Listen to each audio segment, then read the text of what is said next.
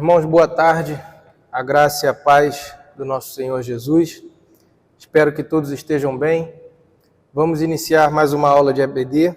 Vamos dar seguimento ao nosso estudo. Na semana passada nós falamos de maneira bem breve da história da Bíblia, de como a Bíblia Sagrada chegou até nós. Resumimos um pouco a história, falamos um pouco sobre a Reforma Protestante, a Bíblia Católica. Então nós vamos continuar aqui, lembrando que o tema para este ano é razão e obediência. E eu vou mostrar mais uma vez aqui o livro que nós estamos usando como base do R6 Pro, Razão para Crer. O livro está aqui, acho que a maioria dos irmãos já conhecem, alguns já têm. Se alguém quiser dar uma olhada aí depois, estamos aqui à disposição. Como falamos na semana passada, a Bíblia Sagrada é o livro mais divulgado, mais vendido, mais traduzido ao redor do mundo. O livro mais comentado e, consequentemente, é o livro que tem o alvo de mais críticas ao redor do mundo. Por ser o livro mais divulgado, é o livro mais comentado e mais criticado. Isso é a lei da natureza. A maioria das críticas que nós ouvimos é que a Bíblia é um livro cheio de mitos, cheio de fábulas, cheio de histórias fantasiosas. Ouvimos dizer também que a Bíblia ela entra em conflito com a nossa ciência moderna, que a Bíblia é cheia de contradições e por aí vai. Mas nós, como cristãos, filhos de Deus, servos de Jesus Cristo, nós temos várias razões para crer que a Bíblia é o que ela diz que é. Como já falamos aqui, a Bíblia é um livro tido pelo mundo como um livro cheio de mitos, porque ela tem sim inúmeros milagres, centenas de milagres sendo relatados. Mas uma passagem interessante que está no Evangelho de João, capítulo 21, verso 25, diz assim: há, porém, ainda muitas outras coisas que Jesus fez, e se cada uma das quais fossem escritas, cuido que nem ainda no mundo todo poderia conter os livros que se escrevessem.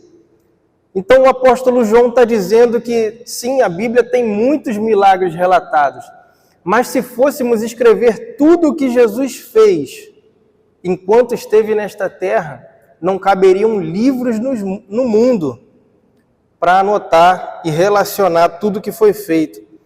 É algo realmente espantoso, né? A declaração do apóstolo.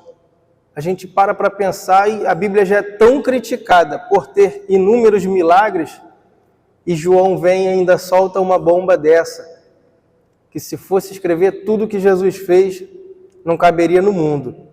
Nós sabemos que o foco principal da Bíblia Sagrada como um livro, sendo palavra de Deus, é anunciar um Deus misericordioso que se humilhou fazendo-se servo, morrendo numa cruz, ressuscitou 3 dias depois para nos salvar da morte e do pecado, e ele voltará para nos buscar. E é claro que no desenrolar dessa história, desde a criação até a cruz e até a consumação de todas as coisas, é muito normal que nos deparemos com centenas de milagres. Então era algo que eu queria deixar aqui já bem frisado. O maior alvo de críticas é esse. E a nossa diferença para o mundo, irmãos, é que nós cremos nos milagres. Mas não como obra do acaso. Nós cremos nos milagres como obra de Deus, como parte do plano divino, como bênção de Deus para o seu povo, como forma de Deus sustentar o seu povo diante das dificuldades, diante das adversidades. O mundo até crê que existem milagres, mas como obra do acaso. Eles dizem que têm fé, mas como algo que aconteceu. Eles não creem da maneira que nós cremos no Deus das Escrituras, que providencia todas as coisas com o poder da sua vontade para, como diz a sua palavra, para que todas as coisas cooperem para o bem daqueles que o amam. Então, os milagres que são descritos na Bíblia não é para que a Bíblia seja um livro cheio de alegorias, mas para que tenhamos esperança no nosso Deus, porque Ele é um Deus poderoso. Ele é um Deus que faz tudo o que fez e faz até hoje para nos sustentar e para que a nossa fé esteja firme nele. Mas o que difere a Bíblia de qualquer outro relato mitológico é que no versículo anterior àquele que eu citei de João, eu citei o versículo 25. No versículo 24, João diz assim: este é o discípulo que testifica destas coisas e as escreveu, e sabemos que o seu testemunho é verdadeiro. Então João ele diz que sim, não caberiam livros no mundo para descrever os milagres de Jesus, mas ele se coloca como uma testemunha viva de tudo aquilo que Jesus operou. Ele se coloca à disposição. Eu vi as coisas que Jesus fez, eu vivi os milagres de Jesus. Então a diferença da Bíblia Sagrada para qualquer outro livro é que os seus escritores, eles vivenciaram os milagres, vivenciaram a obra de Deus. Como eu disse na aula passada, muitos nem sabiam de que estavam fazendo parte da maior obra literária do mundo. Com as suas próprias vidas, eles viveram a história do mundo, a história da humanidade. Eles escreveram a história da Bíblia com a sua própria vida, sem ao menos saber. Eles foram instrumentos de Deus. E aqui João diz: nós somos testemunhas. Quantos irmãos dos discípulos, dos apóstolos, quantos dos profetas deram sua vida pela verdade, pela palavra da verdade? Quantos derramaram seu próprio sangue como um testemunho da palavra, como um testemunho do que eles criam? Enquanto na literatura mitológica, grega, seja qual for, é alegoria. Não existem provas, não existem testemunhas. Se baseiam em qualquer história fictícia, como quer dizer a palavra mito ou mitologia. Então, como eu falei a respeito de João, podemos citar Moisés, que escreveu o Pentateuco e algumas outras passagens, e viveu com a sua própria vida a maioria dos relatos. Davi, Salomão, o apóstolo Paulo, entre outros. E depois nós vamos entender no decorrer da aula que, além de não ser um livro cheio de mitos, a história, a comprovação histórica, arqueológica e até mesmo científica nos ajuda muito a crer que a Bíblia tem relatos verdadeiros. Então, irmãos, não só cremos com fé, mas até o próprio título do livro, hoje nós temos razão para crer. Porque apesar do que muitas pessoas dizem que a Bíblia está em contradição, a Bíblia vai contra a ciência, não. Hoje nós conseguimos provar muitas coisas através de muitos estudos, através de até mesmo experimentos científicos. Então, mais um trecho aqui que colabora para a evidência do que eles viveram está lá em 2 Pedro, capítulo 1, verso 16, que diz assim: porque nós não vos fizemos saber a virtude e a vinda do nosso Senhor Jesus Cristo, seguindo fábulas artificialmente compostas, mas nós mesmos vimos a sua majestade e ouvimos a voz dirigida do céu, estando nós com ele no Monte Santo. Então, mais um escritor que relata que viveu tudo aquilo e deu a sua vida por isso. Nós conhecemos a história do apóstolo Pedro também.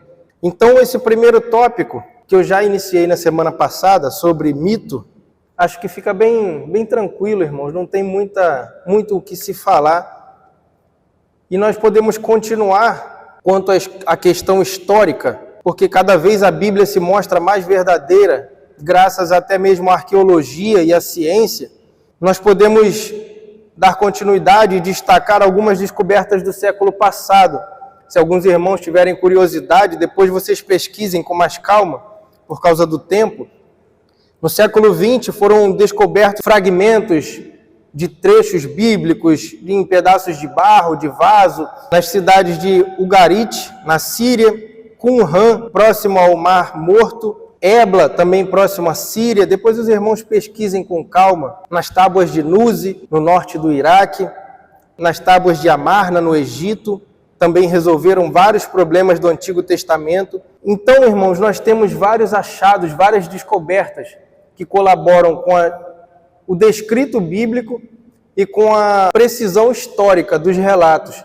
O autor do livro, Sproul, ele também destaca o discípulo Lucas, que escreveu Atos dos Apóstolos. E ele diz que Lucas foi um dos maiores historiadores de todos os tempos, porque Lucas ele narrou as viagens missionárias de Paulo e foram feitos diversos estudos. E Lucas ele foi muito preciso em suas datações, em suas localizações. Isso tem sido comprovado com estudos arqueológicos, com estudos científicos, com relatos históricos, como nesses lugares que eu citei, que foram achados fragmentos de manuscritos, fragmentos de tábuas de barro.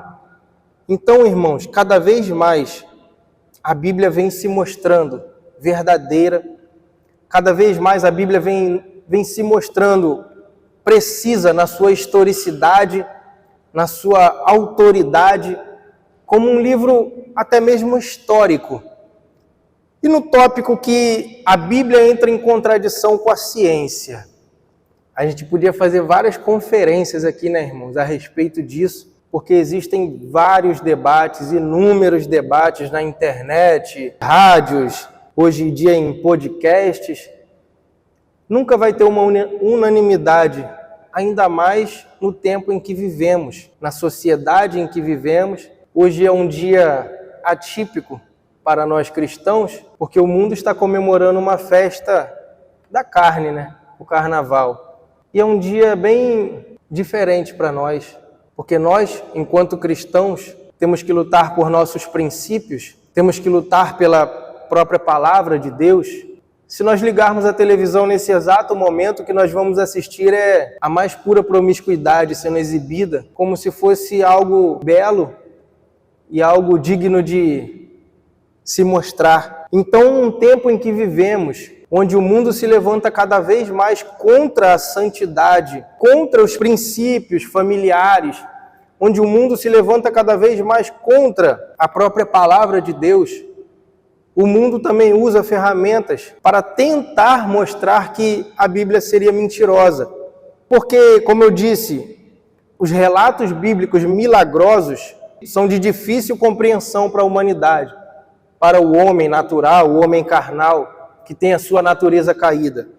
Então é difícil a ciência provar o que a Bíblia descreve como se o mundo tivesse, entre aspas, tá, irmãos, 3 andares. O andar de baixo, o inferno, a terra e o céu. Como a ciência provaria isso? Não tem como provar. Como a ciência provaria a existência de Deus? Se a ciência conseguisse provar a existência de Deus, nós não precisaríamos de fé para crer em Deus. Então a Bíblia sim seria mentirosa, porque a fé é um dom de Deus e ela não vem por obras, para que ninguém se glorie. Se conseguíssemos provar as coisas de Deus pela ciência, pelas obras, para que Jesus Cristo morreria? Então seria um caminho muito fácil. Um outro ponto, não temos como provar a existência de anjos e demônios, nem mesmo a arqueologia. O autor Sproul, ele chega a brincar, só se numa dessas escavações encontrássemos uma asa de um anjo petrificada, mas isso não seria possível. Mas o primeiro ponto que temos que deixar bem claro, a Bíblia não é um livro científico. A Bíblia não está preocupada com ciências humanas, com ciências exatas, com cálculos. A Bíblia não está preocupada em mostrar para o homem alguns caminhos que não são do nosso interesse.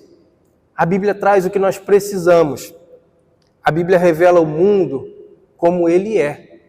Nós, como nós somos, uma raça que se separou de Deus por causa do pecado. A Bíblia mostra o mundo como ele foi criado. A ciência, no ano de 1859, eu anotei aqui, Charles Darwin, ele lança um livro chamado A Origem das Espécies, que trouxe a teoria da evolução. que é ensinada nas escolas como se fosse a verdade suprema. Mas a ciência, de certa forma, se contradiz, porque eles mesmos não têm provas. Não existem provas que o mundo veio do jeito que Darwin diz que veio. Mas a Bíblia nos diz como ela veio, como o mundo veio a existir. O mundo não veio por geração espontânea. O mundo é feito de matéria e energia. Matéria e energia não geram a si mesmos do nada. O mundo e o universo são governados por leis físicas.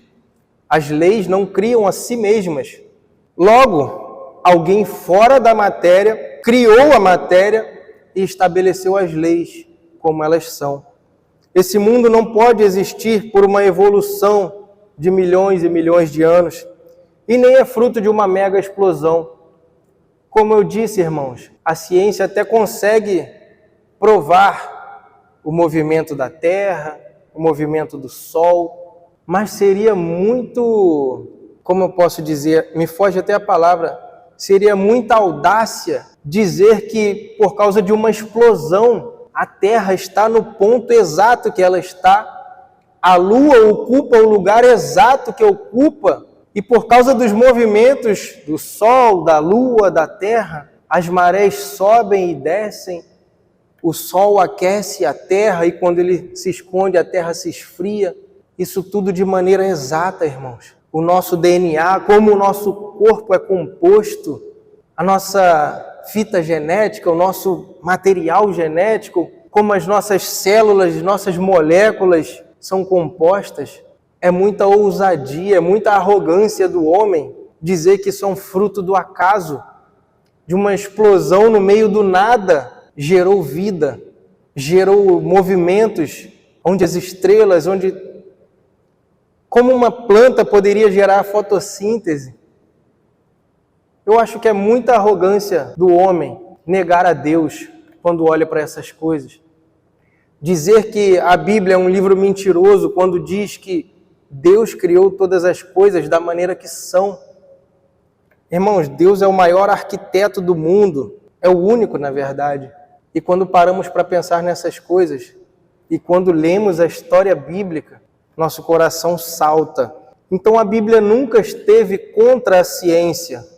Na verdade, o homem tenta usar a ciência, o homem caído tenta usar a ciência para provar que a Bíblia é mentirosa. Mas a ciência corretamente entendida e a Bíblia corretamente interpretada jamais entrarão em choque, porque tanto a Bíblia quanto a ciência têm o mesmo autor, que é Deus, irmãos. Já pararam para pensar nisso? Por que os animais não têm a mesma capacidade de raciocínio que nós temos? É algo muito fantástico, irmãos. É algo que estremece às vezes o movimento que a Terra inteira faz, que o universo inteiro faz, as leis que foram estabelecidas por Deus, dizendo, impondo limites ao mar. Sabe, quando lemos Gênesis, que Deus fez separação entre a porção seca e a água, que Deus estabeleceu o firmamento dos céus, é algo magnífico, irmãos. Então a ciência e a Bíblia, elas não devem entrar em conflito quando são usadas de maneira correta. Eu nem vou entrar muito nesse assunto, não vou trazer tantos exemplos por causa da hora. Mas vamos continuar aqui. Baseando-se nisso que nós falamos, a Bíblia nos dá razão suficiente para crermos nela como ela é. E um ponto que tocamos aqui é a infalibilidade bíblica. Porque uma coisa é dizer que a Bíblia é um documento histórico confiável. Isso aí muitos ateus até admitem, que a Bíblia é um documento histórico confiável.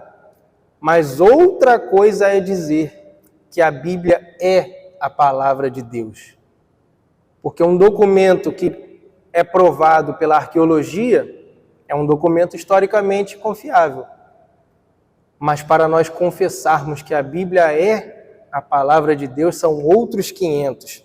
Então, quais são as premissas, irmãos, que nos ajudam? Ela é um documento, sim, historicamente confiável, e a arqueologia nos deu muitas provas para crermos nisso. E nós temos evidências suficientes para crer firmemente que Jesus Cristo é o Filho de Deus. Porque a Bíblia, como eu disse, o foco central é revelar o Filho de Deus como um todo. Ela, de Gênesis a Apocalipse, ela sempre aponta para o Cordeiro de Deus. Desde as profecias do Antigo Testamento até a consumação do Apocalipse, o centro é Jesus Cristo. Então nós cremos que Ele é quem Ele diz que é. E a história comprova a existência de Jesus. Então, se Jesus Cristo é o Filho de Deus, partimos dessa premissa. Ele é uma autoridade infalível, porque Deus é infalível. E Jesus ensina mais do que apenas um livro confiável. Jesus afirma que as Escrituras, elas são a palavra do próprio Deus. E a palavra, por vir de Deus, ela é absolutamente confiável, porque Deus é absolutamente confiável. E com base na autoridade de Jesus Cristo, a igreja crê que a Bíblia é totalmente infalível. Irmãos, nos anos anteriores nós estudamos a Confissão de Westminster e o Catecismo Maior, e as crianças o Breve Catecismo. Então, são documentos muito importantes para as bases da nossa fé.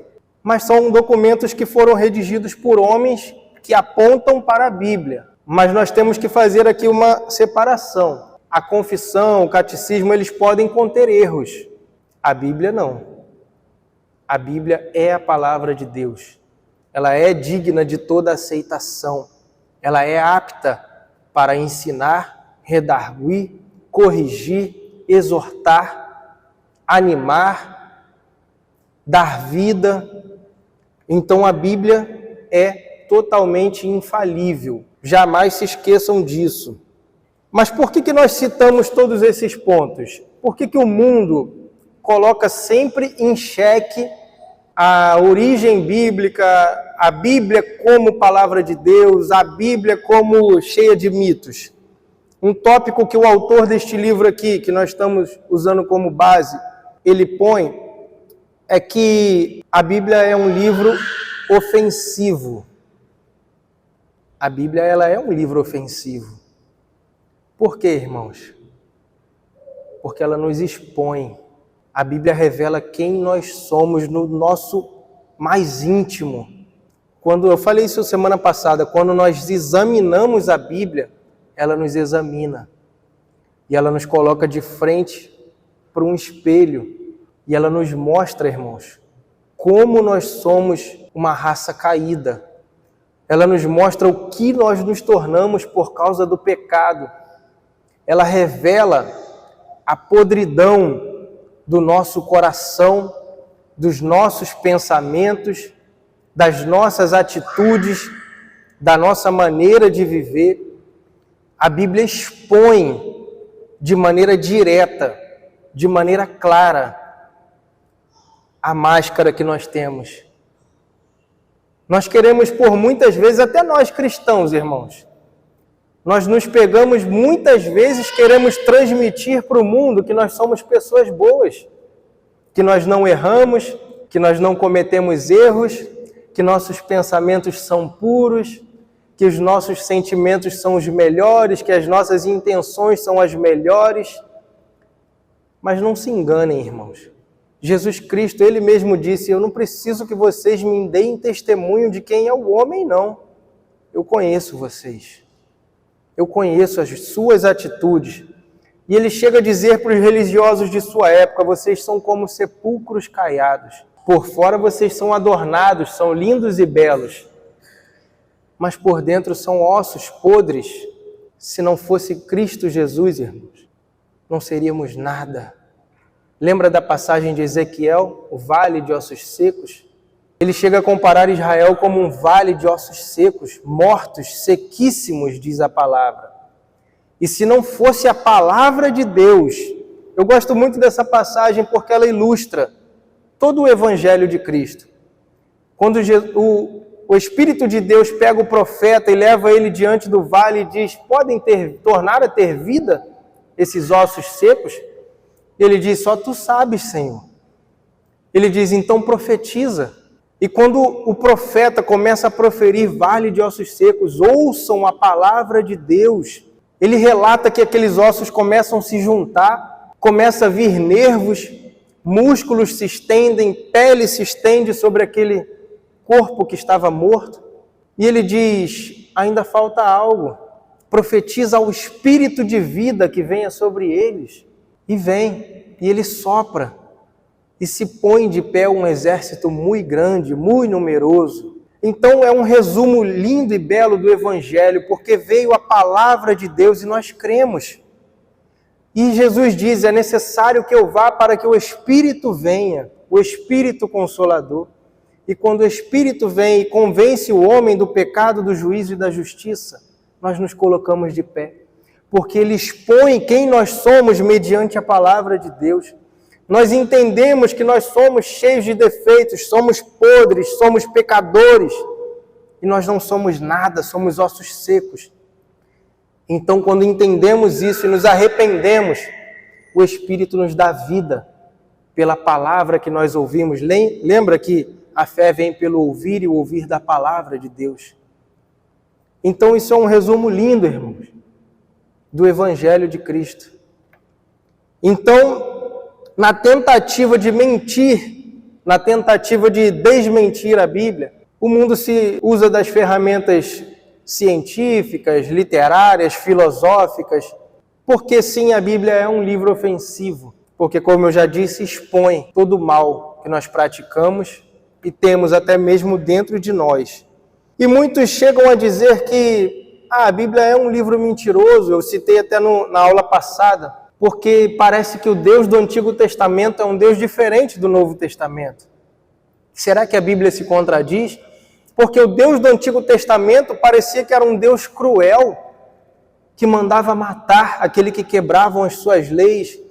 Mas essas leis só parecem tão impactantes, porque lembra que eu disse que a sociedade atual em que vivemos rejeita completamente a santidade de Deus? Mas a sociedade em que o Antigo Testamento vivia, há milhares de anos atrás, era completamente diferente, irmãos. Lembra como as mulheres se vestiam há 20, 30 anos atrás? Olha como as mulheres se vestem hoje. Olha como os homens se vestem hoje. Agora imagina há 2, 3 mil anos atrás. Então a sociedade tem se transformado e tem caminhado cada vez mais para longe da palavra santa de Deus. Então o que hoje é normal, antigamente era um escândalo. Então, para o que o povo israelita de centenas de anos atrás tinham como princípios a lei mosaica, lembra? Não podia roubar. Quem era pego roubando, o que acontecia? Mas hoje é tão normal, estão promulgando leis que não tem problema você furtar um celular no sinal, não precisa ir preso. Que isso? Nos Estados Unidos já tem estados que você pode furtar, roubar até $900, que você não pode ir preso. Então olha como a sociedade está caminhando para distante da palavra de Deus, da lei de Deus. Quem era pego adulterando era apedrejado até a morte, mas hoje é algo tão bonito o homem ter tantas mulheres, ou a mulher ser promíscua do jeito que é. Então a Bíblia é sim um livro ofensivo. Mas o Deus do Antigo Testamento não é um Deus diferente do Novo Testamento. E eu provo para vocês. Será que o Deus do Novo Testamento é só um Deus de amor? E quando olhamos para a mensagem da cruz? Como disse Isaías, um Deus que agradou moer o seu próprio filho. Esmagar o seu próprio filho numa cruz. Uma morte humilhante. É diferente, irmãos, do Antigo Testamento? Ele só transferiu a sua ira. Em vez de ser derramada em mim e em você, ele derramou no seu próprio filho. Jesus Cristo bebeu o cálice da ira de Deus, sem mistura, como é descrito no livro do Apocalipse. Jesus Cristo bebeu aquele cálice amargo. Então, é algo terrível. É um Deus terrível, como a própria Bíblia descreve. Um Deus terrível, mas um Deus santo e justo, completamente justo, porque a palavra de Deus diz que é digno de morte todo aquele que quebrar os seus mandamentos. E Hebreus completa dizendo, quanto mais aquele que pisar no sangue da nova aliança. Então, cuidado, irmãos, em achar que somente o Deus do Antigo Testamento era um Deus irado. Não, a cruz só apaziguou por um tempo a ira de Deus. Porque Apocalipse nos mostra que ele voltará para julgar. E ai daquele que não estiver lavado e remido pelo sangue do Cordeiro. Então eu citei pontos como a Bíblia não é um livro cheio de mitos, a Bíblia não se contradiz, a Bíblia é um livro que sim, ela não vai contra a ciência, pelo contrário, quando a Bíblia é bem interpretada e a ciência bem usada, eles nunca entrarão em choque. A Bíblia é sim um livro ofensivo, porque ela revela quem nós somos, e para o mundo caído, isso é uma ofensa grave, mas para nós é o poder de Deus para a nossa salvação. Lembra da passagem? Para o mundo a mensagem da cruz é uma loucura. Para nós, irmãos, é a nossa esperança, porque nós somos sim criaturas caídas, mas fomos redimidos pelo sacrifício do Filho de Deus. Nós vamos encerrar esse tópico, o tópico do primeiro capítulo deste livro aqui que nós estamos usando como base. Na semana que vem nós teremos sim a aula e vamos dar continuidade. Os irmãos que tiverem alguma dúvida ou quiserem acrescentar algo, se não quiser falar aqui, pode me procurar depois, procurar algum dos irmãos, algum dos presbíteros. Então oremos ao Senhor.